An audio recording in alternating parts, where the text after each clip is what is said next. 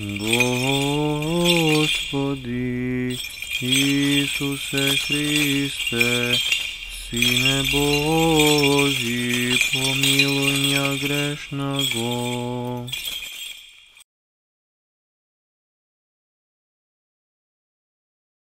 Во името на Отца и Сина и Светиот Дух. Амин. Возлюбени во Христа Бога, браќи и сестри, денеска читавме едно евангелско четиво напишано од светиот апостол и евангелист Матеј, кој што на прв поглед изгледа просто и може би четиво кое што не заслужува да му се посвети посебно и големо внимание. Но ако добро се задлабочиме во содржината на настанот за кој што светиот апостол Матеј зборува, тогаш ќе видиме дека во денешното евангелско четиво нема меѓу нас некој кој што не ќе може целосно себе самиот да се најде. Најпрво, за може интересна ја сметам самата средба на младиот и образован евреј, кој што му пристапил на Христа Господа со намера да го искуша, да го испита,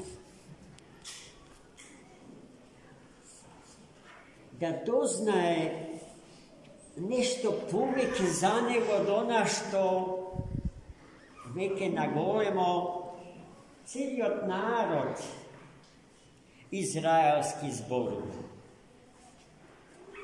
И затоа тој имаме впечаток дека му пристапил на Христа Господа лукаво и неискрен, поставувајќи му го прашањето: Учителе добри, што треба да направам за да се стекнам со живот вечен, односно со совршенство? А Христос, знаејќи со кого си има работа, но зарад нас, денес собраните во светиот храм, и зарад илјадници поколенија христијани пред нас и оние што после нас ќе стигнат, го прифатил тој диалог со младиот и горделив образован евреј и му кажа: исполнувај ги законите Божи и ќе се спаси. А овој покажа уште поголема упорност. И како да не разбрал што значи да се исполнат законите Божи, му го поставил токму тоа прашање: што значи тоа, учителе, да се исполнат законите Божи? И тогаш Христос многу смирено, многу кротко, како секогаш и во секоја ситуација, му ги наброил 10 Божи заповеди. Со други зборови, исполни го декалогот Божи и ќе го добиеш тоа за што ме трашиш. И сега, повторно, следи одговорот на младиот човек, кој што му вели: па јас тоа го правам откако знам за себе. Во тоа е лукавоста. Значи праша за нешто за што знае дека го прави, како да не го прави. И каков ќе биде сега ставот Христо за тоа, бидејќи Христа го доживува како фигура во мак позиција. Шо ќе може после сето тоа тој да му каже? И тогаш Христос копна по тајните од срцето негово и го откри тоа што него најмногу го боли, бидејќи беше страстно врзан за тоа. Се работи за тоа што младиот човек, покрај тоа што е солидно образован, е и необично богат човек. И затоа Христос му препорача сиот свој имот, сето свое богатство, да им го раздаде на сиромашни. Така му рече, те станеш совршен. Направи го тоа и тргни по мене, следи ме.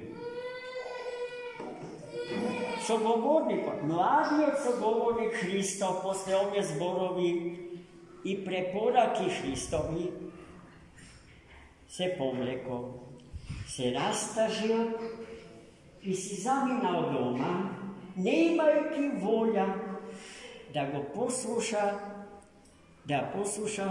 препораката, советот Христ.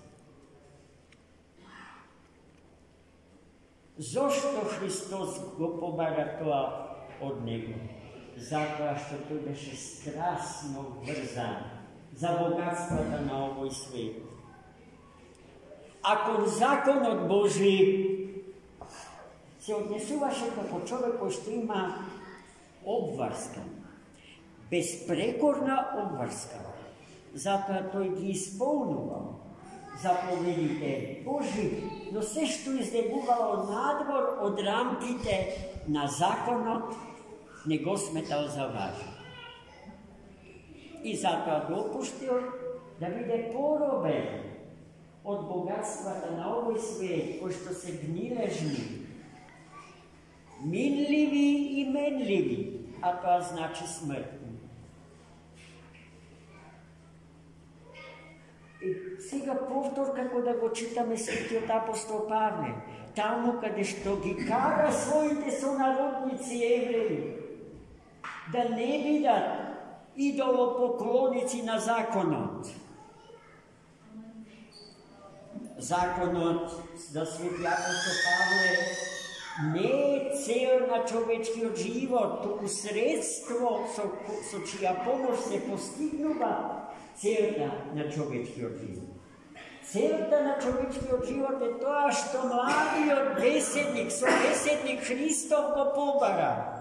Вечен живот, совршенство. Да се биде совршен како што е совршен Отецот наш небесен. Да се постигне духовниот раст од растот на височината Христова. А Христос е тој учител, кому младиот човек му се обраќа со зборовите благ учителу. После што Христос го прекорува, зошто ти мене ме нарекуваш благ, ако само еден Господ е благ, односно добар. А гледајте, че тој точно знаел, момчето точно знаело кому се обраќа сепак. За него Христос не ќе да е само учител или пророк, туку Месија, спасителот на човекот и на светот. Затоа тоа претешко прашање за него му го поставува на Христа Господ. Во еден разговор со светиот патриарх Павле, патриархот ми го кажа следното: брате Стефан, многу е опасно да ги исполниме сите закони Божии, a da dopušteme samo jedinstven greh da žive vo nas. Bez pokajanja. Zašto mi je to mnogo opasno? Zato što takvo čovjek nalikuva na zeleno to jabolko, koje što izgleda zdravo, ubavo i vkusno za jadenje. Nego kogo što vlego jedinstven crv i ko što odnatre popoleka ja izjeduva celata sodržina na jabolko to koja što istekuva od nego nadvor niz jedinstveno to dupče o jabolku. To je jedinstven greh, ko što uporno go povtoruvame, nemajte volja da razkrstime so nego. A so takvi te grevovi hirurški se rešavati, rabotite. So dlavoki rezovi, so duhovni od skalpel na molitvata i postot. Samo odkažuvanje to i samo ograničuvanje to. Metodot, što golemi od solženicam im go preporačuva na svetskite lideri, za da gi rešat site navidu nerešljivi socijalni problemi vo svetu. Metodot na samo ograničuvanje. Da živeam služeći se so site darovi što ovoj svet po blagoslov Božji gi rađa za mene, no pomerata od mojite vistinski potrebe. Ni tu za jota poveke, ni tu za jota pomoć. Taka živejki, kim obezbedime idnina na našite, na generacijite na našite deca i na svetovo, ko što ne bez blagoslov Božje postojime i rasteme, pomerata odrastat na visočinata Hristova. Amin.